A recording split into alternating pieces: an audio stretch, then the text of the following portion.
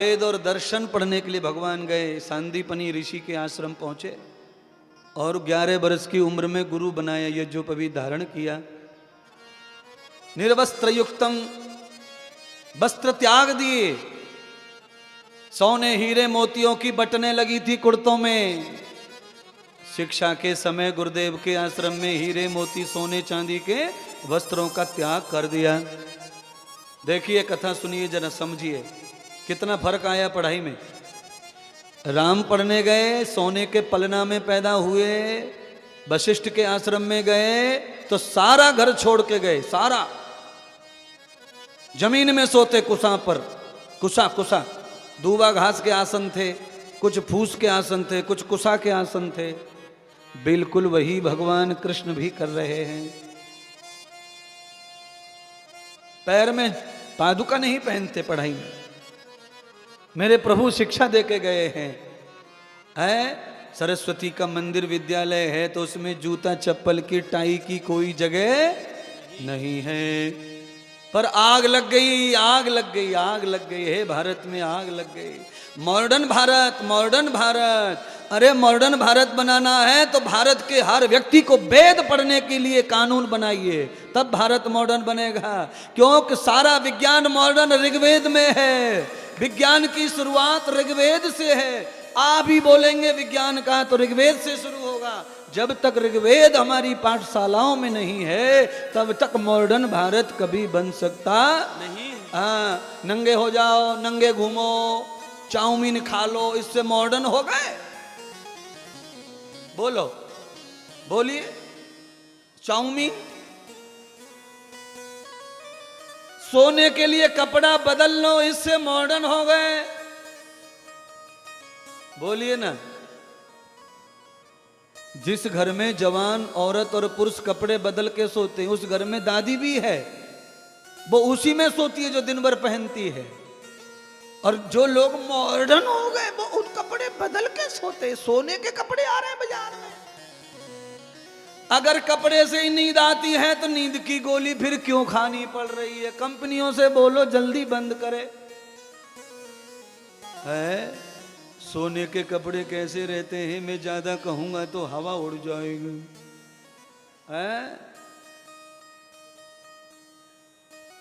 सोने के कपड़े अघोरी वाले होते हैं, अघोरी वाले। रात में लगभग महिलाएं अघोरी हो जाती हैं सब। सोने का कपड़ा।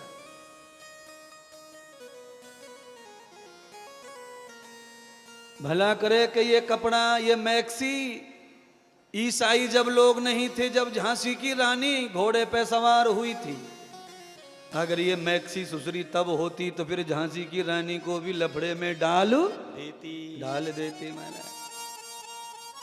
आहा बाप, क्या कहने। 5 मीटर की साड़ी को दोनों टांगों पे लपेट करके मध्य प्रदेश की बूढ़ी अम्माएं जब शादी में निकलती हैं चांदी पहनकर, ऐसा लगता है कि ये झांसी के खानदान की ही महिलाएं हैं, बुजुर्ग माताएं। महाराष्ट्र में और मध्य प्रदेश में साड़ी का पहनाव एक जैसा था। अब धीरे धीरे सब लफड़े हो गए महाराज।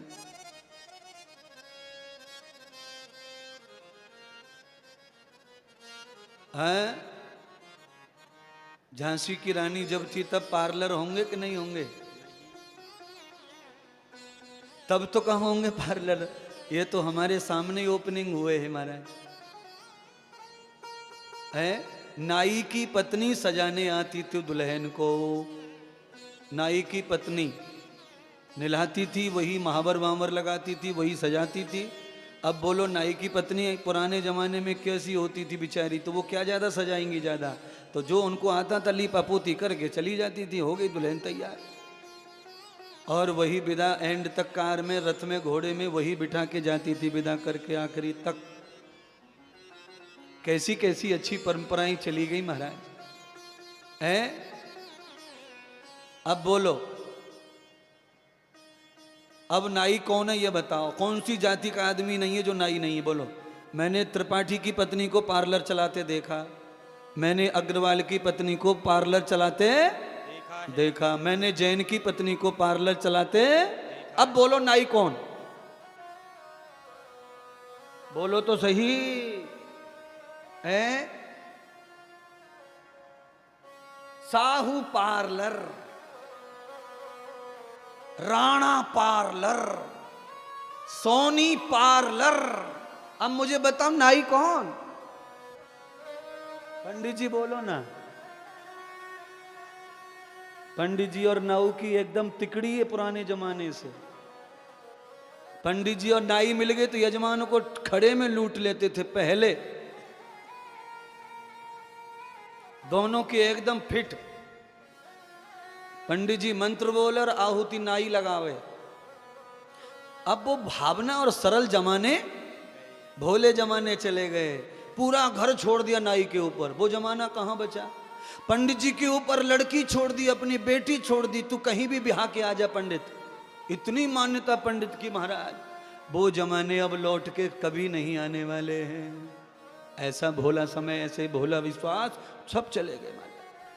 नाई और पंडित दोनों मिलके छोरी को ब्याह करे आवे। काऊ पतो ना ही चले घर में। दादा को, चाचा को, लंगड़े को, अंधे को, जिसको दे आया सब मान लेते बात। और इतना विश्वास कि पंडित जी जो करेंगे सही करेंगे, इतना विश्वास। अब बताओ कैसे कहाँ चला गया वो विश्वास? कैसे खो गया, कैसे खत्म हो गया? बड़ा मुश्किल हो गया महाराज है। जिस पंडित जी पे इतना भरोसा करते आज वो कैसे खत्म हो गया है? पंडित जी जो गांव के पुरोहित थे, उनका बेटा ठर्रा पी के घूम रहा है। अब कैसे भरोसा करें बताओ? मैं तो यही कहूंगा कि अपने अपने चरित्र को बचा लेंगे। कलयुग में तो हमेशा हम पूजते ही रहेंगे। अगर हमारा स्वभाव बदल गया तो हमारी पूजा समाज की भी खत्म हो जाएगी। एक व्यक्ति की वजह से समाज की भी बहुत सारी मान हानि हो जाती है।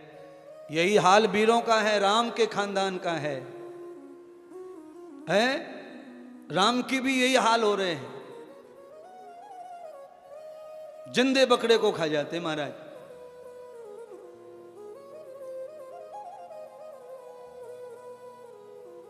जिन वैश्य लोगों के ऊपर लोग, पूरा समाज टिकता था वैश्य लोगों की वजह से। अगर वैश्य हैं तो समाज में व्यापार, धन, रोटी, कपड़ा सब मिलता था। आज उन वैश्यों की वजह से ही सबको भूखा रहना पड़ रहा है। ऐसा लालच बढ़ गया है। समाज में इतना परिवर्तन आया। इसीलिए प्यारी बहनों और भाइयों, संपूर्ण विश्व कथा सुन रहा है, सबसे प्रार्थना करूंगा कि इसीलिए व्यास जी ने भागवत की कथा लिखी कि कलयुग में जब हम अपनी व्यवस्थाओं से जब छूट जाएंगे, तब ये कथा कोई विद्वान आकर सुनाएगा, कोई सन्यासी सुनाएंगे, तब जाकर के बुद्धि में थोड़ा बहुत लौट के परंपरा धर्म आएगा और जीवन बचेगा, हिंदुस्तान बचेगा, पुराण बचेगा, पुरुषोत्तम बचेगा, सनातन बचेगा, सभ्यता बचेंगी और माता पिता के पैर छूने की आदत बचेगी।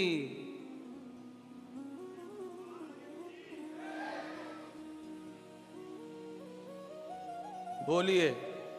सीढ़ियों से नीचे बच्चा उतरता है 8 साल का, छाती पे बैग लटक रहा है, बोतल पानी की, यहां बैग लटक रहा है। लग ऐसा रहा है कि अभी अभी आर्मी की ट्रेनिंग करने जा रहा है, पिट्ठू लटका के।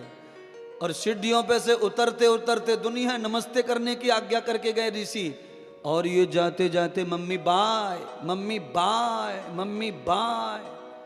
और इसीलिए सब मम्मियों को बाय का रोग ही हो गया, सबरे घुटने दुख रहे हैं। बच्चों ने बाय बाय का करके बाय का रोग कर दिया। बाय का मतलब है वात रोग। कमर दुख रही, हड्डी दुख रही, कंधा ऊपर नहीं हो रहा है। इसीलिए ओ कान खोल के सुनोरी, अपने छोटे बच्चों को नमस्ते राधे श्याम राम राम कहना सिखाओ। बस्ता लेके उतरे, राम राम करके जावें। राम राम करने से दोनों का फायदा है। विदा जो कर रहा है उसका भी, और जो विदा होके जा रहा है उसका भी लौट के आ जाएगा घर।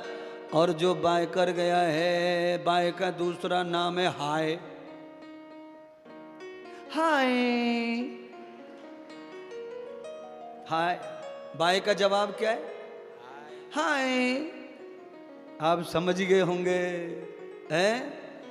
किसी की दुकान बंद हो जाए, किसी की दीवार तड़क जाए, किसी का पत्थर टूट जाए तो लोग क्या कहते हैं, पड़ोसी की हाय खा गई। इसीलिए हाय खा गई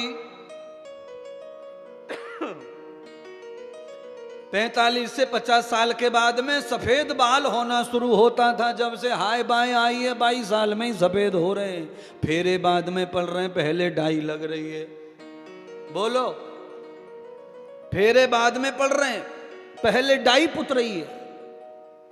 पार्लर वाली ने 3 दिन लगाए, ये फलानी मेहंदी।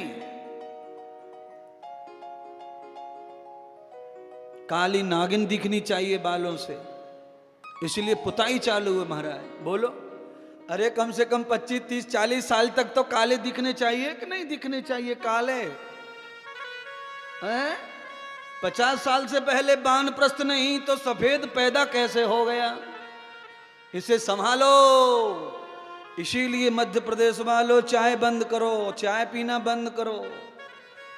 जैसे ही चाय अंदर जाती है यूरिक एसिड घुस जाता है, और यूरिक एसिड घुसा तो एसिडिटी चली जाती है, एसिडिटी माथे में जाती है, और जैसे ही गैस माथे में गई तो सारे बाल धीरे धीरे पकने लग जाते हैं।